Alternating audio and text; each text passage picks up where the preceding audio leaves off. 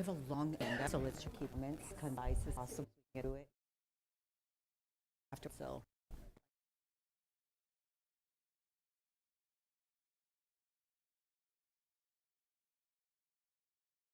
Okay, Jen, Mayor, ready? since whenever you're ready.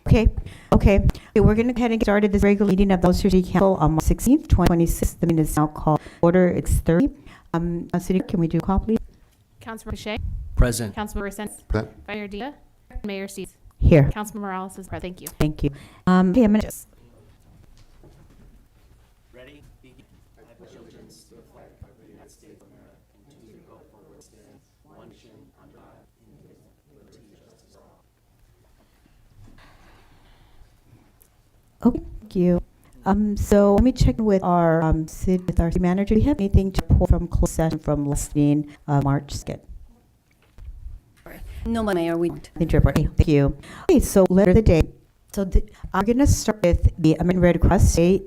This month is Red Cross Month, and so we were on an item by a proclamation. We recognize March as American Red Cross Month and honor the volunteer supporters who bring relief, comfort, and hope to those in need throughout our community. Over the last year, local cross volunteers assist families affected by house fires, install life-saving smoke alarms, conducted blood donation, provide first aid, CR training, and supported military families. Their passion service demonstrates the strength of our community and ensure that no one faces its appreciation for its saving work and encourages residents to support the Red Cross mission. Do we have anybody from the Red Cross? I'm not seeing anybody. I just want to add a little comment to this. Thank you to all the volunteers. What we know as city council members and as staff who work for government, that our organizations, community organizations such as Red Cross are crucial because we all can stand together as we help our neighbors and friends. I just want to do the best same. Thank you to all the volunteers for the American Red Cross. Okay, so we go on. The next still order day, Government Finds Professionals Week proclamation, and this is especially important because these are our intern folks at city, otherwise for the government, help us keep books in order and help us keep our finances in check. This is important proclamation. So last week, March is recognized as Government Finance Professionals Week and on the dedicated public servants who manage transparency, accountability, and responsible stewardship of public funds while navigating complex budgets, legal requirements, and economic challenges. Often work behind the scenes, they provide finance expertise that support informed decision making and the delivery of essential public services. The City of Hollister expresses its appreciation to the great professionalism and vital contributions to our community. So I want to give a special thank to our city's finance staff. Anybody here from finance? Okay, so I'm not seeing anybody. We want a special shout out, and all of us here on IS want to just express gratitude to all the finance departments, express that to our general counsel, who now is our director for financial. We're now grateful we are, because truly, you look at the budget that we have to do, it is very complicated, so greatly appreciate all of their hard work. Okay, so moving on to the next part of our agenda. So we're at public input section. This is time for everyone in the audience to speak any item not on the agenda and within the subject matter jurisdiction of the council. Legal cards are available in the lobby and to be completed and given. The clerk calls your name. Please come to the podium, state your name, city of the record, and to the city council. If you are joining us via Zoom, please click on the bottom of your screen to raise your hand. If you're joining us via Zoom, use a cell phone. Please press *9. Each speaker will be limited to 3 minutes with a maximum of 3 minutes per subject. Please note that state law on AI not on the agenda. Do you have any comments on section? Yes, sir. We have one. Tammy Willis. Okay, Ms. Apples.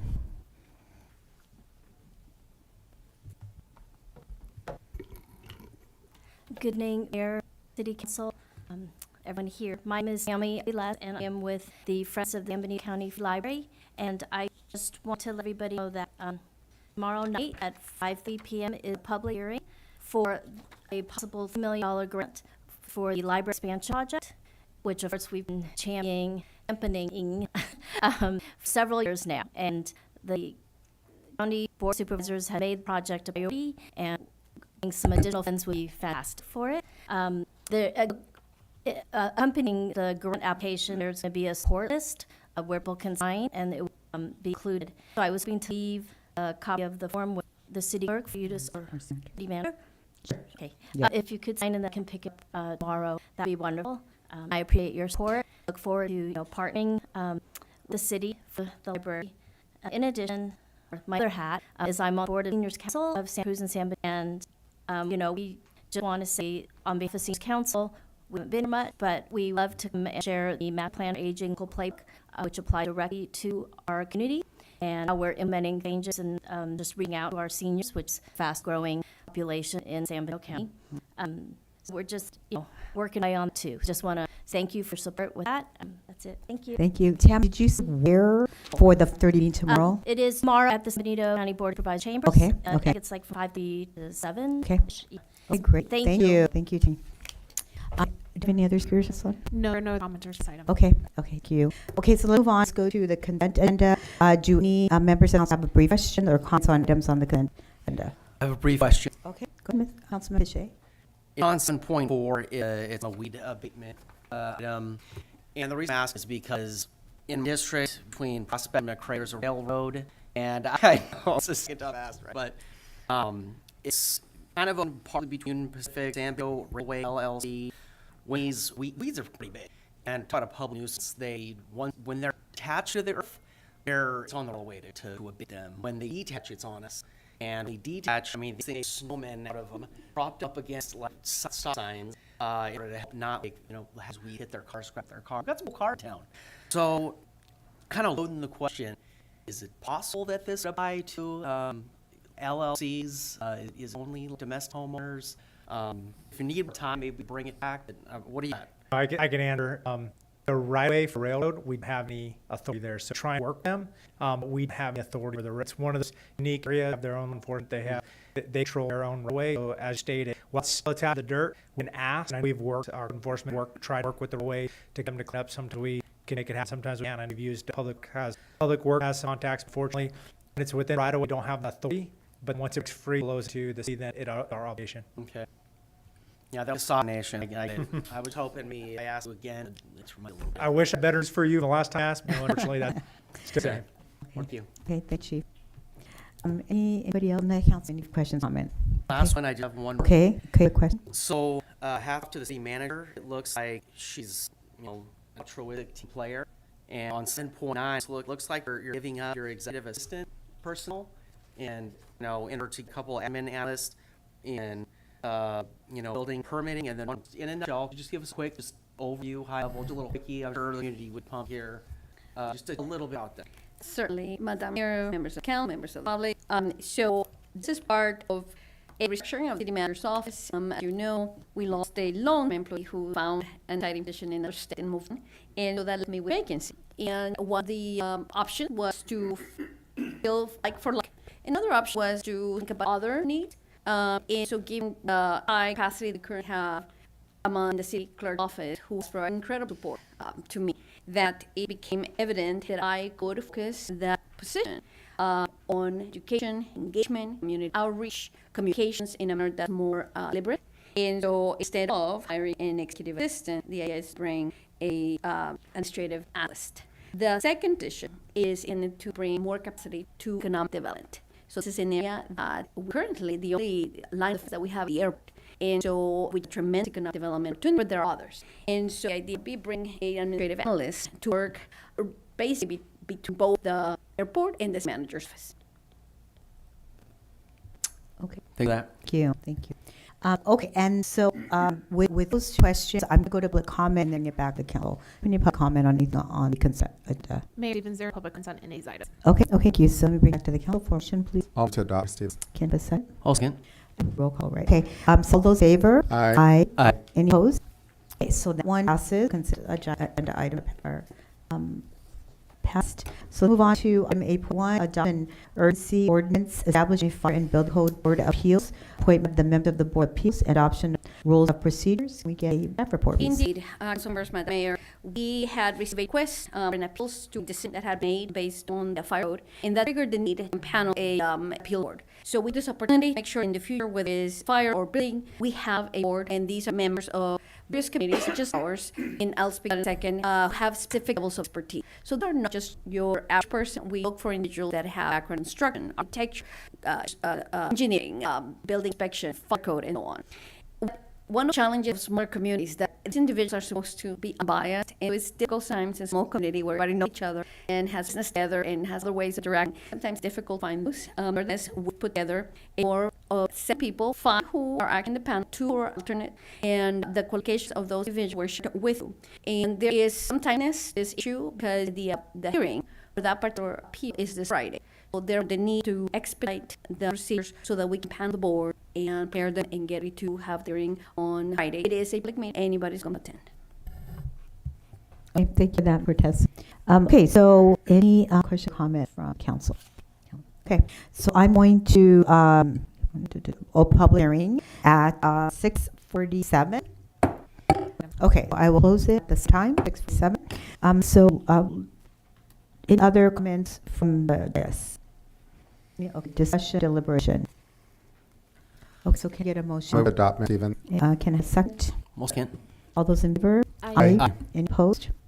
Okay, so passes. So we have our appeals board together. Thank you. Thank you, City Manager.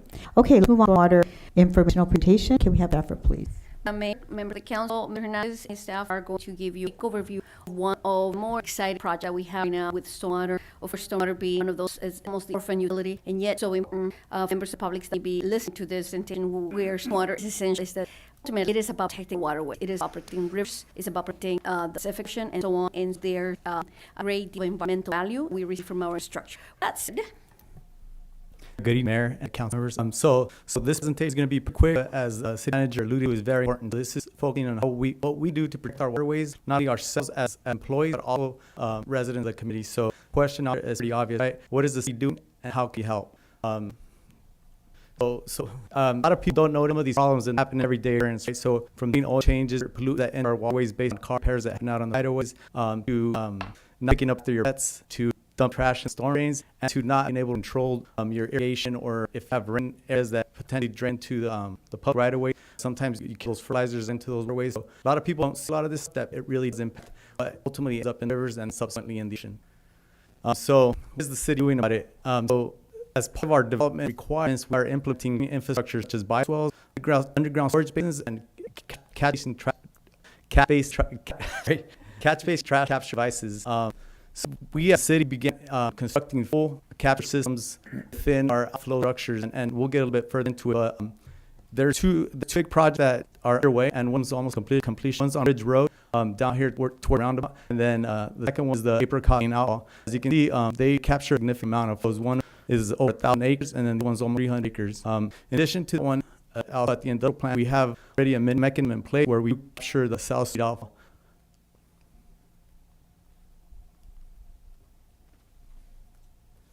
And then I'll pass the presentation over to one of our very talented engineers, Marco. Good evening, Mayor and council members. You here for covering the first part of the presentation. So when it rains, typically water flows from impervious surfaces such as parking lot, roofs, road, and end up going into the storm system. As you see from the map, it kind of depicts the city's storm system.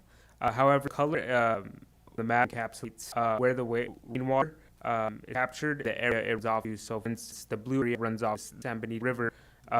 The rainwater that's captured within the lightning area runs to the Santa Ana Creek, and the red runs off to our snow basins. This being said, the city currently has 20 outfalls and 5 terminal basins, all of which lead either to San Benito River or the Santa Ana Creek, which eventually make way into the ocean. Based on this master plan app, the city stormwater system captures about 8,000 acres, but only 1,200 acres are being treated by our existing terminal. So why exactly is this small percentage important? Well, this basically takes us into the next slide.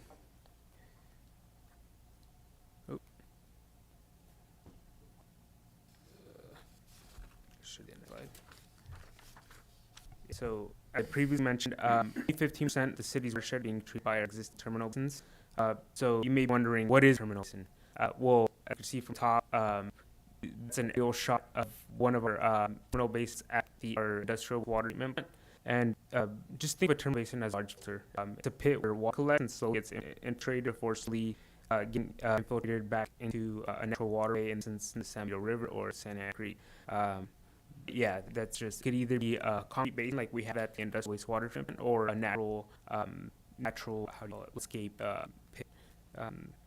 Additionally, like I mentioned, we are installing and have installed stormwater trash capture devices with part of our IDTP and Bridge Road outfall stormwater improvement project. It kind of hard to captivate the size of these stormwater trash capture devices. So for reference, You see on the photo to the left is the massive 4-foot hole with their current project where devices are being placed. So I mean they're quite significant. And if you look closely, you see the person in the background. That's actually me. So it's they're pretty massive. And to the bottom right is one bar, right there. Right there. That's one of the other normal trash devices that was installed at our Apricot Lane Alpha. So the upper lane outfall that storage trash device will be able to handle the about 275 acres of coverage for the entire city's watershed. And the more significant one, which to your left, will basically account for 1,161 acres, which is about an additional 14.5% or so of the remaining acres that need to be kind of treated or accounted for in treatment in terms of stormwater runoff. So what else are we doing? Parks has installed pet waste bins located at our parks, just to have people pick up after pets. We've also increased street sweeping activities.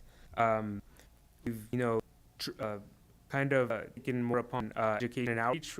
At the bottom, it's like actually a flyer that we sent out with our utility bills. And we've also been seeking grant funding as part of IWP and Ridge Road Water Improvement Project. We received nearly $6.2 million in grant funding, so something that we're actively pursuing.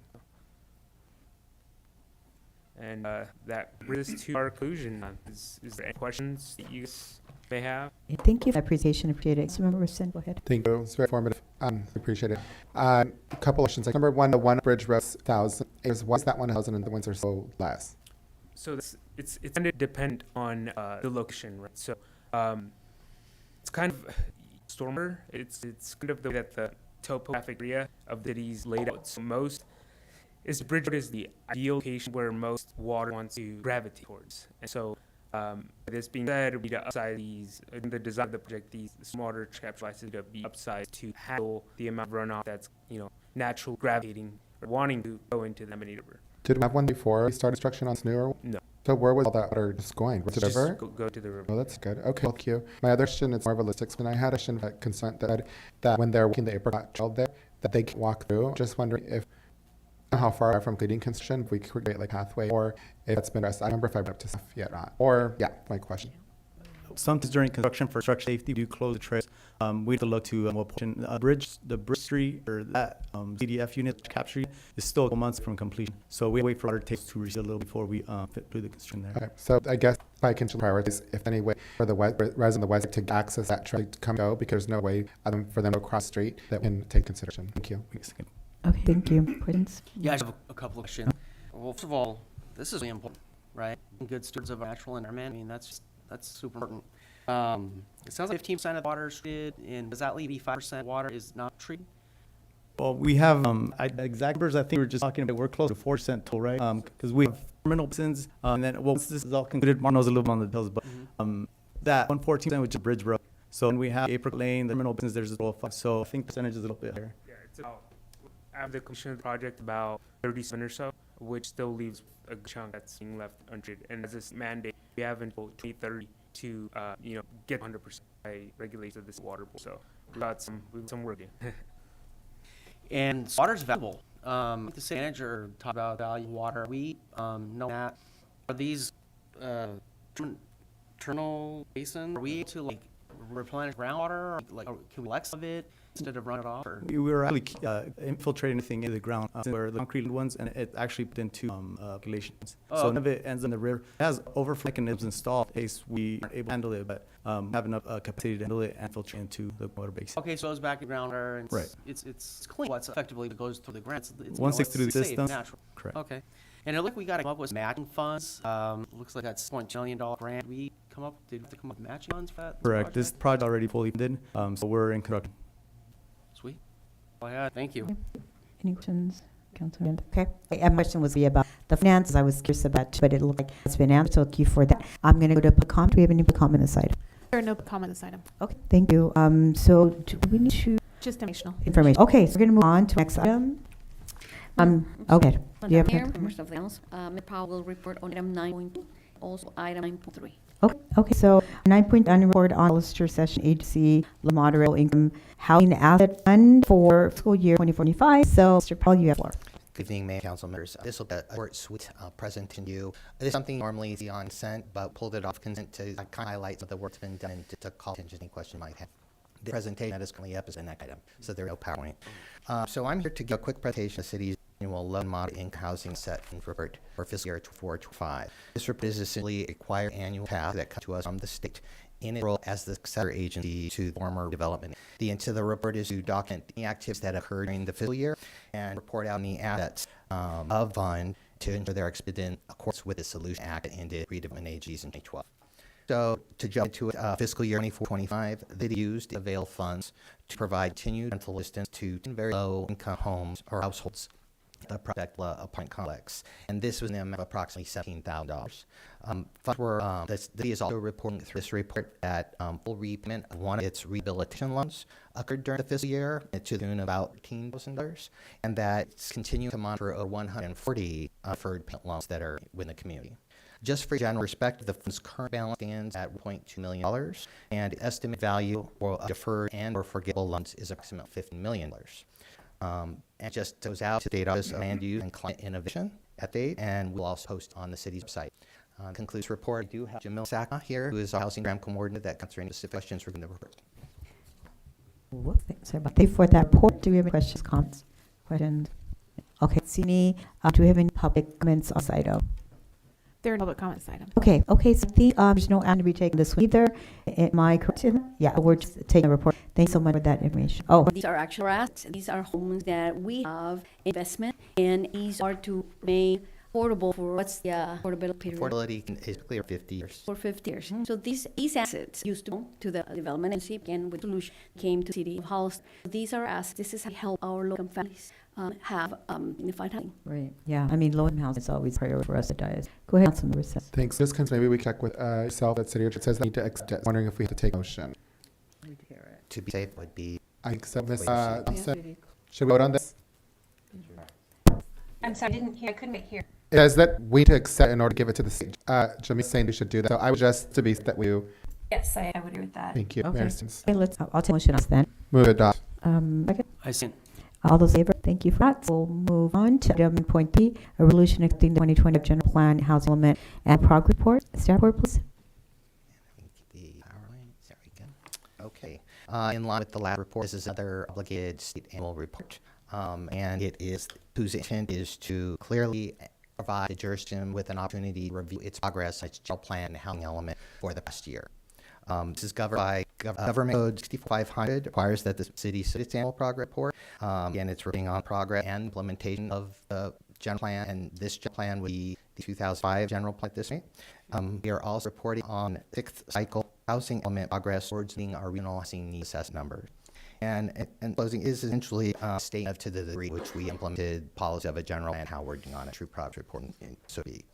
To get into a bit of it, so in to the general plan, we're reporting that March 2025, the city repealed the adoption of the 2040 general plan. That also during the year, we continued to work on a revision of that 2040 general plan and its anticipated adoption next month. In that, we're stating that 2040 general plan date will bring the 2005 to 2020 region that is rapidly occurring within the date, and the best practices, also incorporating elements that are required, such as safety element, ending with things like environmental justice and CEQA. A number of them probably weren't around in 2005 when it was created. This slide calls attention to specific policies that were addressed in the report that we thought would be interesting. They involve land use, finance, and safety. First, to the LU.C, one of the items is zoning ordinance overhaul. As a much needed item that's currently making the way incremental progress through the planning commission and will eventually come to council for final adoption. And it must update the use table and the definitions that relate to zoning and planning. The other item that's in land use category involves downtown objective design standards and so setting a parameters for how we like our downtown area to look in a cohesive way. And we expect to bring this to you 2026 well. CG is referring to grant programs, and this we noted that this applied for and was awarded the Street and Roads All Grant Program, and was accepted in 2026. You may recall that you got some from public, so we've got a pretty good grant program going with that. And the final two are related to the safety element piece of the general plan. This is something that came out in 2025 as a new requirement. And in this, we have to update the fire hazard severity zone maps, take it to a one path through state Cal fire review, et cetera, and up things such as evaluation studies and safety element maps. And then we also want to know in guard safety that in regard to fire and police protection, we have made notable changes in fire department to expand on their prevention and move to a facility for expand capacity and access. And our police department is also planning to work with dispatch and real-time crime center and facility rates that much need. Now we'll transition over to the housing element piece of this. And again, this is covering 6 site housing element, and it is, again, we anticipate to adopt next month. And what's the state changed the reporting format to ask that we actually report out on those policies. So we're making them report out some of the draft policies will be coming in our housing once it's certified and adopted. We want to point out there's often a formulaic way where the numbers all are often guided by entitled or built or permitted. And so did want to point out that your regional housing needs assessment numbers are arrived at through actual playing of building permits, permit issuance. So it's not turning an application, actually getting authorization to a permit to be built. You don't necessarily have built. So where this has arrived at is when you pull the permit, you're allowed to count towards being in number. And we also had a bit of a surprise. We kind of threw the calculation number, and we realized that something that had forward thinking in issuing a optional applicant self-survey on ADU applications actually resulted in us capturing a lot more detail on how ADUs or community are currently helping to impact our over. So it was a surprise characteristic for us, and it is self-reporting mechanism from the owners as they develop their ADU. Have voluntarily told us who is living in their home and been to adjust that to income level rating category. So this is a nutshell the regional housing needs assessment report. In the first numbered column, that 1,163 is the city assigned RE number, and you will see that in the total to the right column 337 is the total process that city has made since the RE cycle began in 2023. And so we currently still have 3,826 units outstanding of 4,163. And then above it is where there is units were assigned income categories. So that's how we report our RE numbers to the state. This slide also shows you a little bit of detail on the housing projects that have been reported on in city this year. So the top level is entitled residential units. These units that have gotten planning commission council approval to move forward. And so they are entitled. Notable this last year, the 4-3 apartment complex next to the Dollar General, the 17 project was the largest entitled program last year. The category of the residential building permit that have been issued, and you'll see a total of 166. And that majority of these units, all one, are in the of moderate income category. So this signal to you, these are subdivision homes that are not necessarily at a lower income level. So these are in the lower category is the occupancies that have been granted. So these are completed builds, final inspection, people have moved in. And so of that, you can also see that a majority of them are at the above moderate income level, which signifies that people are still moving to those homes and new subdivisions primarily. And with that, that concludes the report. I have Kelly on hand, planning manager, to answer questions as needed. Thank you for that, Sir Powell. Questions or comments? Go ahead. You saw my face. And when I saw that, RENA numbers are only going to be, it's going to count to RENA when permits are issued. Can you walk through that? Because my understanding was that this had an obligation to plan. Is this changing that, or we actually have permits? I'm confused by this. No, thank you for your question, Councilmember, and just have clarified. So for the purpose of the housing element that council adopt, it's a planning document. So you have to plan for 4,163 units to potentially be able to build through your policies and programs and land use destination. But as we go through the cycle, we do report on progress towards those numbers, and the every year the actual number that goes into that 4,163 is basically on permits issued, building permits issued. Got it. You see one face gave that reaction. Yeah. It was confused. The question, Kelly, is so I like the idea of this reporting application. It's going to towards RENA as well. Yeah, so we modified our AU applications, so ADUs, JUs, and multifamily ADUs to just ask an optional survey they can say for an estimated range that they think that renting the unit at. We have language in there that says, doesn't affect application. We're not holding you to this. We're not inquire with you after. But we are, through those surveys, every single one who has chosen to report the exception of one had low income or lower. And so we've reported them. You see in RENA that we count both deed restricted and non-deed restricted units. We've been able to count as non-deed restricted low income units. This is huge. I think we should probably put more of the community education out to let people they're not getting in trouble. But I think this is going to be a full number of ways just for RENA, but for us to take an actual count of what we have out there. So I really like this idea. I'd like to be smart and let people know that there's not going to be repercussions. Like we need to know. And I can see how we use RENA too. Thank you, Ms. Those are my questions. Oh, thank you. Okay. I'm not sure if this question that you can answer. So help me to get a better sense on why we have like zero to no low income, anything like below the moderate income almost have zero in those categories. And not only I mean, well, It doesn't have very many affordable units in the pipeline, so we're not seeing them build out as Raj and in presentation. The 165 is the subdivisions you're seeing with the single-family detached homes. You see it at Evelyn, Will Landing, Aspen Park, starting to come line with the Buena Vista. But the one low income, actually ADU, the non-deed-restricted ADU, that self-reported when they got title, and then they'd pull building this year. So hopefully that'll, as these entitled parks move forward, might see more affordable income. Aside from the 17 parks being us to total 48 the entitled residential units this year, the rest were affordable ADUs, and then 14 above markets were also ADUs, but this proved not to say, so I deport them as market rate. I don't categorize them, but we actually know. But of all of the entitled as those ADUs polling permits, particularly this year, we'll be to report those ADUs as income commits, and we have not seen any besides 17 essentially 100% affordable project. That's the only project come forward under inclusion ordinance so far. They were subject to it, but they were also 100% affordable, so it didn't factor kind of affordability. They were meant to be affordable at the time. And then I'm trying to remember my planning commission days. Some of those details are kind of foggy and brain. When there's a subdivision or development is approved, percentage of those are required to be affordable, and I put in quotes, right? Because affordable technical term means something very sick. Can you remind me what that percentage is? Yeah, so the city's adopted engineering ordinance of 15% affordability breakdown the subcategories. And affordability category can be anything below market rate. So the moderate income Yes, counts in that, right? Yeah. So we can just kind of ignore those to the moderate, and then we meet that 15% threshold. Is that right? Moderate is considered affordable. So here, affordable, Yeah. and it's a unit that's restricted moderate income, which is 80, 120%. Yeah. That in a full Yeah. unit. Okay. I just wanted, it's like, remind myself as much as people know, our know, because when we say affordable, what that really means, and for a lot of people, affordable in quotes is still not affordable, because really we get it a low income or maybe especially young families are just right now, they're more in those categories, because a moderate income is still very high because we live very, very high market. I'm going to go to the comment and then come back to ask me last minute questions or deliberate. And there are no public comment for this item. Okay, do we have any, okay, good, Councilmember says. Thank you, Stephen. Thank you for reminding me of that 50% affordable stating quotes like their heads. Got need more affordable housing. That's 100% true. But the question, I guess, is, because I do have a question. In the last mayor and the council here, they lowered the threshold from 20 to 15%. That'd be problematic, what the mayor's pointed. If we were to address that now, that's going to hold us from getting our housing general plan and the housing adopted. So I think it reads that, but I don't want anything that's going to jeopardize us not getting our housing adopted. Does that make sense? Yes. I don't know that it would directly have an effect on adoption of general plan housing amendment, but we have had comments submitted on housing element I've seen in the past. Bring forward also, there's been new comments that'll cover it in the package from the Village Association on the engineering housing program. So HCD could let it and have indirect effects, not a direct effect. Could be in the legislation that it would be problematic. That makes sense. Okay, thank you. So, member, it's a policy decision. So in the future we can and maybe should revisit inclusionary housing. Can have discussions about higher percentage impact that would have, but the market does not provide for affordable housing. That's why we have a housing crisis. So this is not an area where folks are going to jump in and to build affordable housing. Yeah. It takes us a stepping partner with non-profit developers who develop affordable housing. But having a policy that I think very clear indicate that this is something that we want to pursue is very important.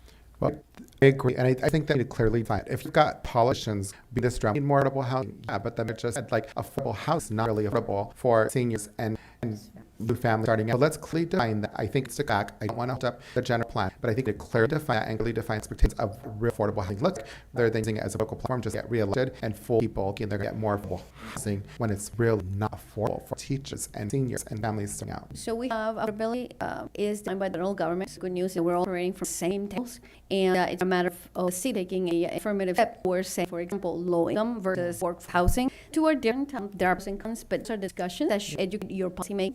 We get to the point of defining what is affordable housing, what is workforce housing.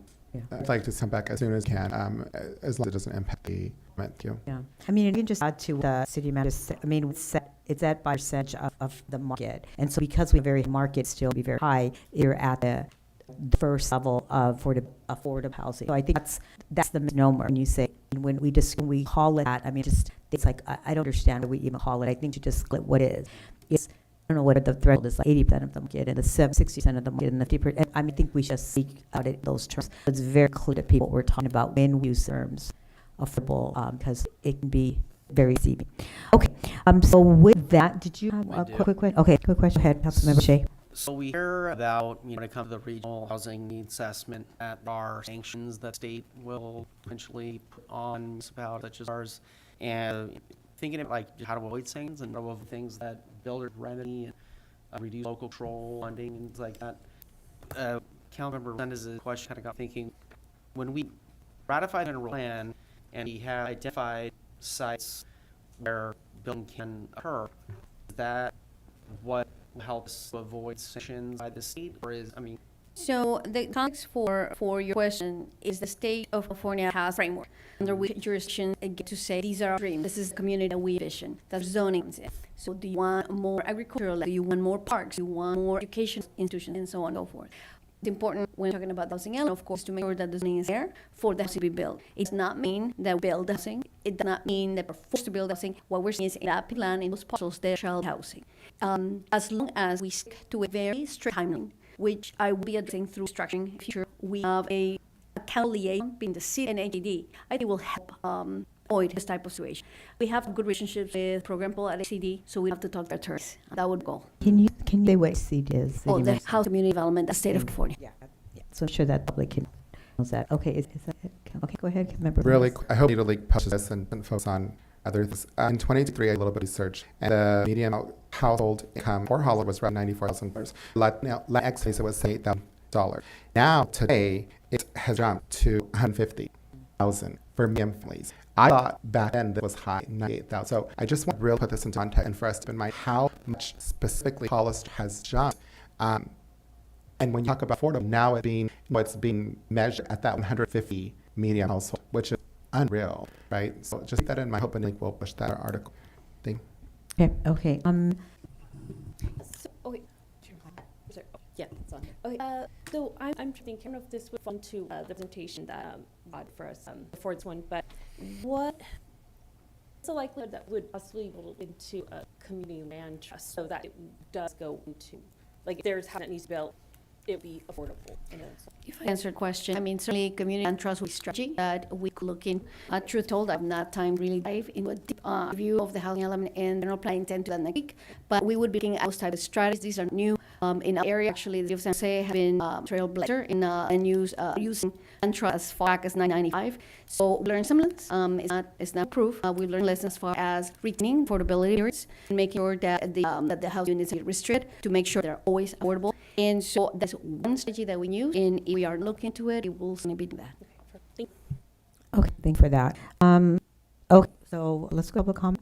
You did. Sorry, I already did. Sorry about that. Okay, so let me just begin with our city manager. We are taking it on this, or is this first goes to planning commission and it comes back to us? Or just in a motion earlier. What's the action? You do have to take. You have adopted solution, accepting the report can be submitted. And then we'll come back to us after planning commission. It continues. This is just another step. I just wanted to make sure that I didn't have those steps missed. Okay, can I get a motion to accept the report? Before that motion, I want to make a quick statement. So the public's clear and staff clear that this is, I think, a high priority of the council here today. There's none here today, high priority.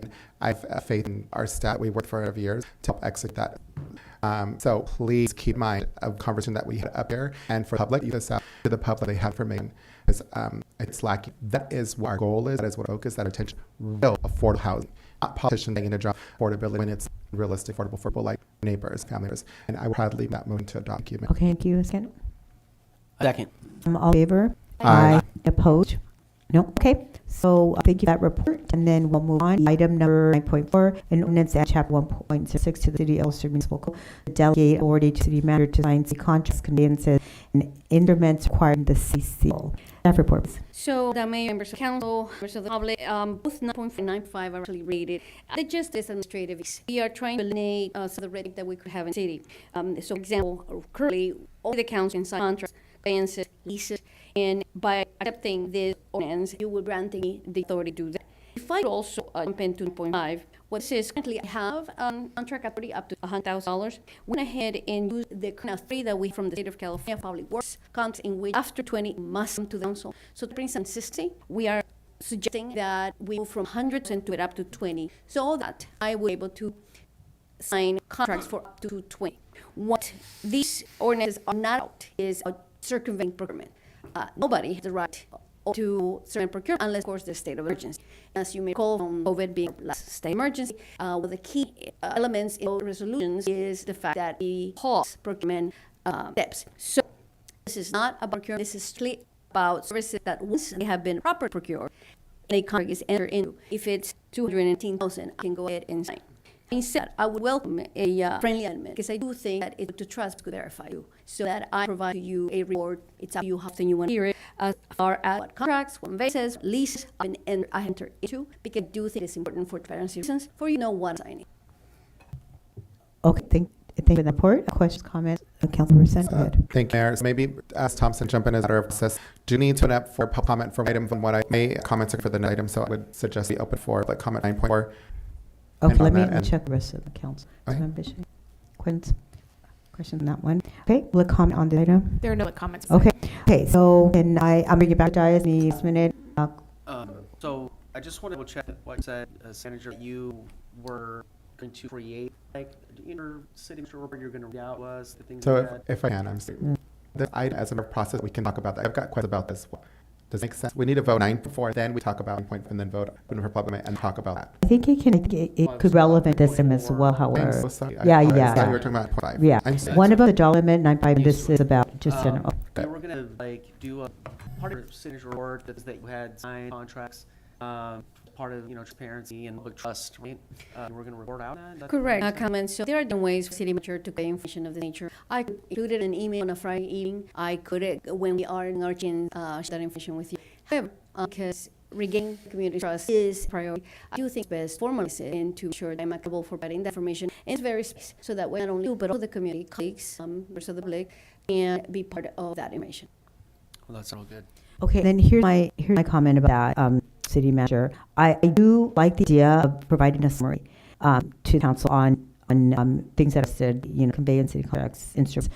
However, here's what I'm hoping that we don't do, because it kind of defeats the purpose of doing this. The purpose of doing this is to create efficiencies and to, we use certain level of authority that we have efficiencies and we're not, and maybe in doing that. So what I don't want is to sway one process for another that then leaves one of them it more efficient and we be less efficient. So as long as the way in which you're reporting these and summarizing this does not create more inefficiencies, because the purpose of doing this is to be more efficient, right?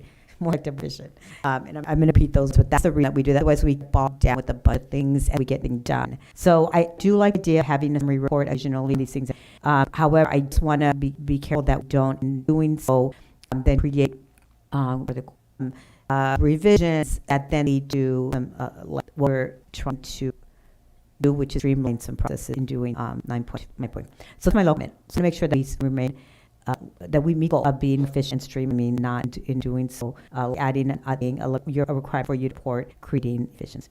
Okay, that's my main. Got some percent disclosure. Thank you. So it's kind of clear for my city manager, Cortez. 9.4 is give the authority to sign in summer. 9.5 in BC. The amount. Got it. Okay, so I might also be for next one. So. Okay, so I am ready to entertain a motion. I don't have those comments as me. I'll move to adopt 9.4. Okay, that's on 9.4. I'll stand. All in favor? Aye. Aye. Any opposed? Okay, so we're going to move on to the next one, which we've already seen the city manager report on, which is increasing the 220,000 from 100,000. And I don't think we need any other clarification on that. Let me check with the with my council members. Any public comment that I'm too many public comments? Public comment. Okay, so then let's bring it back. Any questions or comments? Go ahead, Councilor Risset. All right, thank you, Mayor Steve. Thank you, City Manager. I agree with what Mayor said, that I don't think that we put a policy into place that's just gonna kind of cancel it out. How you do something extra. I do like the idea of being transparent, public, and I check balance, especially when we're increasing this. So I'm going to suggestions. I'll be honest with you. I don't want to like micromanage have you do everything or what, but maybe we would introduce some language in there that, and maybe the attorney can chime in here, that make quarterly at the city manager's discretion, something that can just be fully responsible where report. Of course, I always so about discussing this information during our meetings as well. So I don't any ideas on what is said. Yeah, and one thing I'd remind City Council is that you do see all of the payments made. So you do see all of the warrants, and those are all payments made authorized by the city manager or the council or any payment that goes out. So that is one form of transparency to the community and to you. If you wanted to be more specific and wanted to know what types of procurement the city manager was engaged in, you could require a yearly report or something to that effect. That's really up to you. And let city manager chime as to whether or not it would be administratively difficult, but I expect not, but she can speak for to that. Everything we do DocuSign, so as simple as just asking for report. There's absolutely no work. Really come with what he said. Again, I want to agree with what the mayor said too. I want to double your work. Maybe if getting these briefings and you're letting us know and we say, this is probably something, maybe just be that suggestion after what thank you, Mayor Sims. Yeah, and if I was chime to that too, I mean, I think a summary report occasionally, especially on those that are like in the higher dollar amount, maybe over 150,000. Something. It's a summary, but not anything that's going to create enough work or that's going to generate more work for you, right? So again, like try to continue to be efficient. Okay, that's me. Go ahead, So Member Blake. just last thing. So it's sometimes I forget that at a meeting we have, city staff has in 2 weeks worth of work, right, on some policy direction that we kind of in them, and we appreciate staff, appreciate every single one of the people who actually really make the town work. I probably don't even have it. It comes to the point that they're busy. People are muting, going on to 550 is better, but the big ticket items are saying that they appreciate a little bit of a beat out, and so just kind of one thing. Brief summary. You do a week worth of work, you time together and talk about it, so you've done it. But for the public, they'd like to know. Comment. Okay, did you have a public comment on this already? Okay, I did. Okay, sorry about that. Okay, so I will entertain a motion on this. Do it. Second, please. Second. Those in favor? Aye. Any opposed? Okay, so that was passed. Thank you. So let's go on to informational reports from previous time. So this is when our council member will report on any committees, ad hocs, community needs services. Oh, Councilmember Shea. Yes. Go ahead. On March 11th, I was at the Association of Monterey Area Governments Board of Directors meeting, and they've been working hard on drafting the Metropolitan Transportation Plan and Sustainable Community Strategy. Just a background, the draft 2050 MVP/SCS is the blueprint for regional transportation system. Further enhances our quality of life, and we all plan on quality of life for the people who live here, the people in Monterey, Cruz, San Bernardino counties. Enhances their quality of life, most sustainability, offers more mobility options, people, goods. There was a public comment period that closed, so we were to go through some of the things that people had said. There were a few responses. Most of them was support for and opposition to transportation modes, the modality, and specific projects. Moving forward, anticipated milestones are from now until the end of May. They're going to finalize response and prepare final 2050 FTPCS final EIR, and the Board of Directors considers certifying final EIR and adopt the final 2050 MTPSCS in June. The other thing that was of local significance was regional early action planning grants. The REAP grants provide funds to regional government to accelerate housing production, makes it a little bit more efficient, reduce vehicle miles traveled, affirmatively furthering for housing, accelerating in developments. That's administered by California Housing and Community Development. And I'm happy to report we used half the funds that we allocated. We allocated $170,000. We used about $78,000. So we have a project in the pipeline that we were use for. Any remaining funds do stand to potentially go back to either other municipalities that have some forward projects, or potentially, if not used locally in Monterey or Santa Cruz or Ymir, I believe we have used what we can with projects that are in the pipeline. Could potentially go back to the state. We all know law and back from states. Not anything to do, but that was the majority meeting. Okay, great. Thank you. Councilmember Dion. I would like to note that myself and the mayor, we will have our first annual services ad hoc meeting. We'll have the front of the year this Thursday, so we come back for our next meeting this month. We'll update and how it's looking. So. Okay, well, thanks for reporting on. I was going to say this thing. So I'm just going to report we had a lab meeting on the 12th, and LabCo, our agency, kind of oversees and helps to draw lines of land use to land use for districts, for cities, for counties, etc. So the main item that we did was creating a doc access contract, which what their role is to ensure that all of the documents that come from LabCo are accessible to all people, and so we expect that worship that people who have a auditory or visual and also have access and read document. That was the main eye that we looked at. We also got an announcement that our alternate public representative seat is vacant, and so we will be accepting applications for the alternate public representative. So if anybody is interested, please contact Jennifer Stevenson and Ice Month. And that's it. We also, just quick mention, we also had a very successful meeting on that same day, on 12th, with local business owners and just in general public about things related to our planning, permitting, code, enforcement, etc. I'm not going to report on it because our city manager had on to that, and the members of our planning commission. It was a very successful joint planning commission city council plus community meeting, very successful, and many thanks to city staff for taking care of all the logistics. It's not easy, but thank you for that. To our manager for her work. Thank you, Mayor. Member of the council. First, let's double check for the mayor and deputy mayor. Do you have the information for your animal control meeting? There's a report that please put there. I want to make sure you had it. Is it in my email box? I not see, but I will. It's my inbox. I'll make sure you have it. And I'll Digital copy. Better? Okay. Yeah, So- but I have a copy of mine too. Okay, So thank you. just taking that. Same topic, Councilmember P, you asked for information regarding cremation service. What I can do is the amounts that were showed are those that we pay for services but receive full reimbursement. Those services depend individuals who ask for them. So it's a pay-as-you service. If you need information on your animal, we can help you, have to pay. So that's and in fact, I will send this for two of you because information is also here. All right, so March 12th. Indeed, it's a very constructive meeting. It was productive, intense at times. I think that because people are agreeable about topics, and so we were able to away some good direction. But more importantly, I think that we say that we have some outcomes. So let me start with relationship. Relationship that we have with For Leaf to indicate the direction which we're going. Let me introduce you to the Vice President for Community Development for Leaf, Ms. Craig, who is here today, and wanted to say hello. Council, Mayor, thank you for having me today. My name is Community for Fort. I've been with Fort Lee 20 years, and we've been serving halls for about 13 years. So I wanted to be able to introduce myself. I'm my director, Mr. Powell and Cortez, and we're always here to be supportive of the community. Anything we can do to help to make sure we're moving project forward. So one of the key outcomes from this increased communication is that today we welcome a new building official named Jessica Edwards. And so Jessica and Gabe are now the two building officials for the city of Hollister. And maybe you say a little about Ms. Edwards.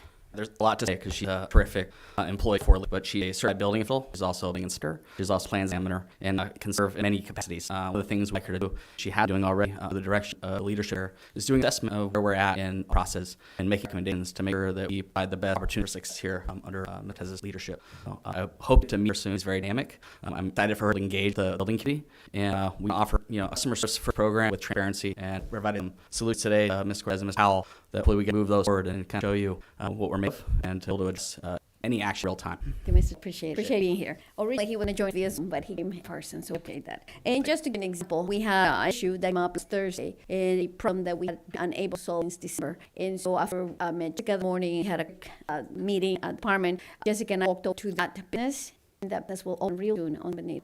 So we're able to solve issues that have been lingering months. So I have hope that with her presence, we'll be able to see some change. This coming Friday, we will see options for flow and view systems that we should use in the future. The individual on 12, we actually asked volunteers who want to be part of this group. It's going to look at a new system. Some folks say me, they end up. So we've communicated with them. So that group's been activated. So again, some of the conversation was, what are you going to do next? So again, we asked for volunteers. We got them.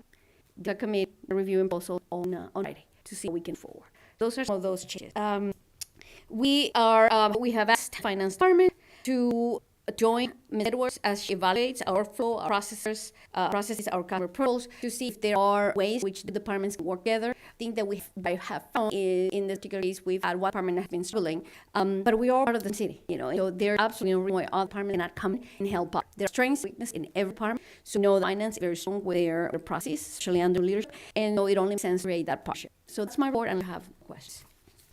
And honest, like a quick read as part of steps to come back in about 2 months for another public gathering. We'll call it a forum. What we're going to call it, part of it going to be since the last time that we got together, March 12th, what progress we made, things that we're working on, and take additional comments and feedback from the public. So look out for more information about follow-up that will come about in about 2 months. Indeed. So the idea here to continue, move forward, to find different ways how to improve. We will, this year, BCD, next year, maybe another department. The reality is that we all have room for improvement. Certainly, the manager's office, the room for improvement. So, we'll get one at a time, and we're very excited about all the energy that we have from staff, members of public, from the press. We have some coverage that I thought was very good for what had gone on. And there's been more follow-ups, and we are meeting with a party that have had issues that have stayed a little long. We will be fixing, hopefully getting some testimonies and put them on social media, because we hear the bad, but we all want to hear good. Thank you.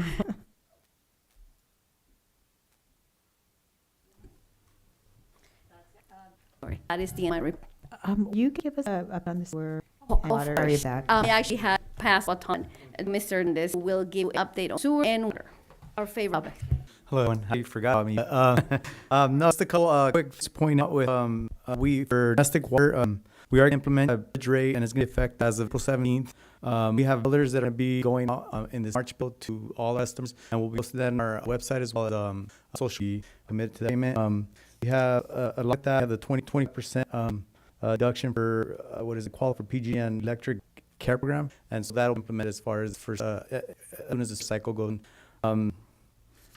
The other item I would point out as far as drinking water is that we're working with State Department of Drinking Water with our hazard assessment report. We have actually started a plan. We got some feedback from the state, so we're revisiting that and making appropriate adjustments to that as well. As far as sewage, the domestic wastewater treatment plant, just update on the functionality of it. As I don't know if you guys didn't drive by, the smells of quite a bit.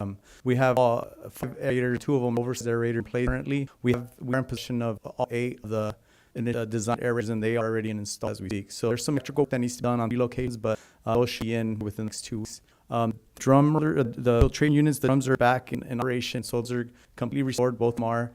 We are assisting with our truck some internal cleaning of those systems. The membranes are getting higher dose of chemical cleaning starting this week. So we are beginning a process of as recovery of those membranes. So we are making progress. Again, the important thing is that we kind of continue with the momentum, right? We tackle the odor issue for the most part. We promised to stay at April, but I think we're almost there. And we continue to work forward on making structural improvements to the plant as we did. With that being said, kind of situation is we do want to let everybody, public and council know that next Wednesday, 25th, we'll be having a CA workshop. This is where we'll be presenting the forecast project that come here. This is initially in the form got distributed internally, so we're still doing some fine-tuning through it, but we want to incorporate public in this process. That's all I got. Okay, good. Do you have a question? Yeah, thank you, Mayor. Thank you, her. Or are we with the slide? It seems like we're getting under control, but I think that slides just continue to us. We just get them moved. So have we spoken anybody about or what's the plan and how can we move forward? Well, as indicated, I think last date, the financial impact of doing sludge removal at the point is significant. So we want to ensure that we have, at the minimum, considered or analyze the process of purchasing on equipment to do the sludge removal. We're still getting back vendor to get a price on. Oh, great. We're going to take care of the existing sludge and then put that piece of equipment in as like a preventive measure for later. So even though it's heavy cost, that's what we've historically, and if we want to address it now, I don't anticipate some piece of equipment to take care of forever. I think piece of equipment's going to be something that I maintain the sludge. I'm really excited, enthusiastic about, but have to get sludge out. And if we have healthy balance in the severe impact fee, that's what it's called, then we need to do it. We need to get what we need to do. Then look at prioritizing like the preventive measures as far as being a system there to maintain. Councilmember, we'll go ahead and proceed as quickly as we can interact. Ms. Thompson, maybe this is where some of those emergency resolutions on hand so that we can expedite procurement. And I would agree. Thank you. Okay, questions or comments? Mentioned a workshop. When was that and where? Oh, sorry, I didn't specify the location, but it'll be here at council members start at 6 in the afternoon. It's going to be open to the public. We'll have a presentation, we'll go through some narratives. We've reached to the departments in the city, and this is a capital grounds workshop. So we'll be not only present on a couple projects or forecast for next year, but it's a 5-year program that we're doing. 20. Yeah, and just to be really specific and make sure I understand in public for these projects, or just to get information about the projects, or both. If I could share the question. So I'm really excited about the fact someone look confused, because this is how we can engage community moving forward. In the past, we haven't done that. Move forward, this is normal. Whenever there's a conversation to be had with the community, we'll do so in a forum, a town hall. Right now, this case is going to be here at the hall. In the future, it could be a community center. It could be in a park. And so when we talk about engaging the community, that is how we do. In the past, CIP plans have not discussed community members. Thanks for that. Thanks for being here. No. When I said workshop, it sounded to me like sort of there's currents kind of thing. So make sure it's like you for clarifying. And I love that we're starting to practice, because that is a good movement forward. On like so many of the things we're doing internal, that is to get information like transit we have from public. So this is our chance as working. We can this every day, and so we have our recommendations. But this is a workshop we're open to public, so they come in with suggestions as well. Great, thank you so much. We appreciate it. 6 o'clock. 6 p.m. Yeah, March 25th, 6 o'clock in the evening here. So where are you sitting? Thank you. Okay, That's all I got. that's it. Okay, thank you so much. Appreciate it. Okay, so I think that's for the city manager report. And so let's go into, we're going to close sessions. I don't know if it's going to be you, Ms. Session. I easily damn it, Mayor. So we are going to close session. The first one is comments with legal counsel, anticipated litigation pursuant to government section 54956.9. The other item is conference legal counsel, anticipated litigation pursuant to government code 54956.9. And last but not least is performance evaluation pursuant to government code 54957. Okay, thank you for that. Okay, so we're going to do closed session. We're going to hear the chamber for this. Thank you to members of the public. And we will be proceed to close session.